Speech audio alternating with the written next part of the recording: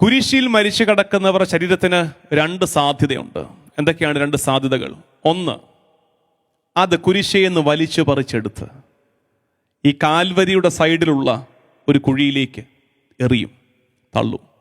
രണ്ടാമത്തത്, അത് കുരിശേൽ അങ്ങനെ കിടക്കും, കഴുകന്മാര് കൊത്തിപ്പറിച്ച് തിന്നും. ഇതാണ് കുരിശേൽ മരിക്കുന്നവരുടെ ദേഹത്തിനുള്ള രണ്ട് സാധ്യതകൾ. ഇനി നിങ്ങൾ പറ, ഈശോയുടെ ദേഹത്തിൻ്റെ ഡെസ്റ്റിനി എന്താകുമായിരുന്നു? അതിൻ്റെ അവസാനം എങ്ങനെയാകുമായിരുന്നു? ഞാൻ പറയാൻ പോവാണ്. ഉത്തരം, അത് കുരിശേൽ കിടന്ന് കഴുകന്മാർ കൊത്തിപ്പറിച്ചേനെ. അപ്പോൾ നിങ്ങൾ ചോദിക്കും, അതിന് അച്ഛനുള്ള ലോജിക്ക് എന്താണ്? തെളിവ്, അന്ന് വൈകിട്ട് സാബത്ത് തുടങ്ങുകയാണ്. അന്ന് വൈകിട്ട് സാബത്ത് തുടങ്ങുകയാണ്. സാബത്ത് തുടങ്ങിയാൽ പിന്നെ യഹൂദൻ മൃതശരീരത്തിൽ തൊടില്ല.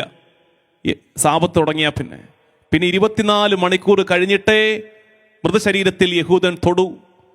സാബത്ത് തുടങ്ങാൻ പോവാ. അപ്പോൾ വല്ലതും ചെയ്യുന്നുണ്ടെങ്കിൽ ഇപ്പം ചെയ്യണം. സമയമില്ല. ചെയ്തില്ലെങ്കിൽ ഇനി 24 മണിക്കൂർ അത് കുരിശേ കിടക്കും. കുരിശേ കിടന്നാൽ ആ നേരം കൊണ്ട് കഴുകന്മാർ ഇത് കൊത്തിപ്പറിച്ച് തിന്നും.